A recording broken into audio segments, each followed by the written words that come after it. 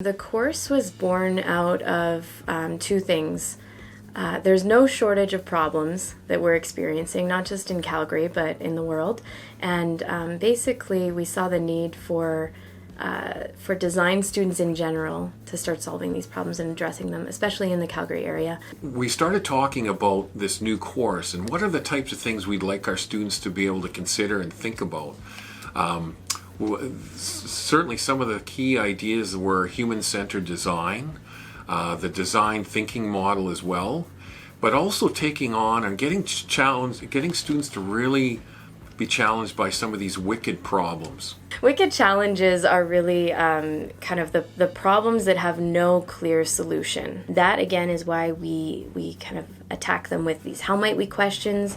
We attack them with a solid human-centered design process because they're questions that you can't just sit and think about for 10 minutes and come up with a solution for. So human-centered design for me is putting yourself in the audience's shoes and understanding their needs and values and interests and what they, how they would like to solve the problem. Human-centered design brings a lot of empathy and consideration from different points of view within your own society or your own environment.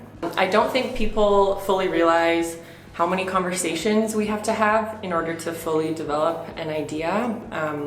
To create a system map or to create a solution for people, you really have to understand the people and where they're coming from. Kelsey put forward the idea of maybe looking at these UN 17 sustainable goals as sort of the root of the problems that we'd be looking at. And then we asked our students, can you find the local equivalent of this problem in Calgary?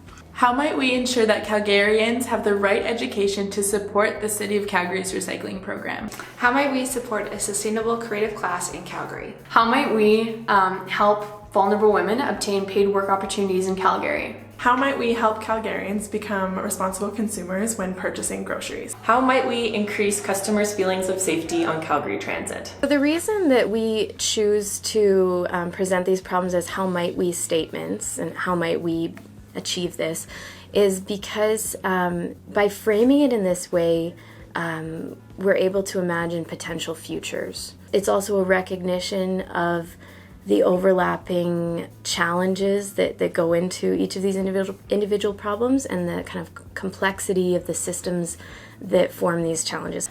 Systems thinking is important because it is important to kind of take a step back and remove yourself so that you can accurately identify the problem and create a problem definition that allows you to solve it so that it works for everyone. Systems thinking is important because it allows for recognition of problem areas within structures and to develop solutions to those problems. Systems thinking, we have to understand that it's not ever just one thing that causes a problem. You have to look further and further back. You have to look at the things that caused the root of the problem that you first understand it to be. What caused that thing before it? The key to this particular course was not so much trying to solve the issue or solve the problem, but much more so getting a deeper understanding of the problem itself. Students were asked to sort of consult with subject matter experts. They were asked to also do a lot of desk research to get a much deeper understanding of their selected problem. It's been fun because as I go out and do my research, what I've been finding is that questions just give way to a floodgate being opened for more questions and more questions and more questions and more questions. I love this process and I love kind of being confused at where I'm going and that I don't really have an outcome yet, but I'm looking forward to figuring out what that will be. A big part of our research project is doing subject matter interviews. At first it was super intimidating and scary to do it, but eventually I realized that there's a lot to be learned from them and it's a very rewarding experience. Basically, a big part of our program is ethnographic research. So for my project, I ended up doing a lot of ethnographic research with the Global Fest Urban Arts crew. So that was a really interesting process because I was able to interview people who know a lot about the subject matter, and it really helped to guide where my project went from there. And then the next step was, how do I map that, or how do I map the system or in which this problem actually exists? We, as information designers, are kind of uniquely positioned to to visualize these things to help other people understand the overlapping systems and the complexity of these problems.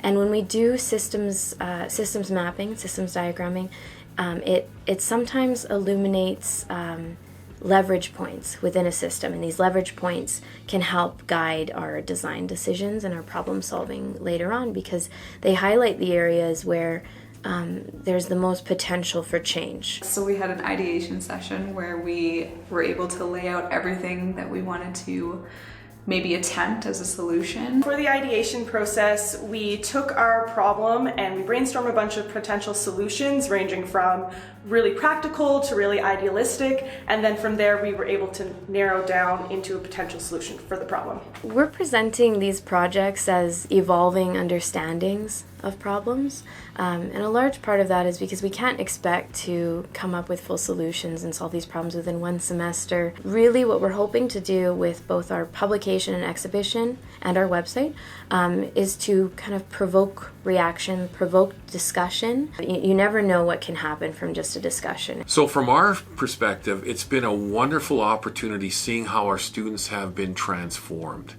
It's probably one of the most difficult problems and classes that they've faced in our four-year program, but that was part of the thinking behind it. It is a capstone course and they really need to be challenged. But overall, this has been an incredibly rewarding class to teach, because it's one of the things that really energizes me as a professor, is seeing how students really embraced, engaged, and were transformed by this class.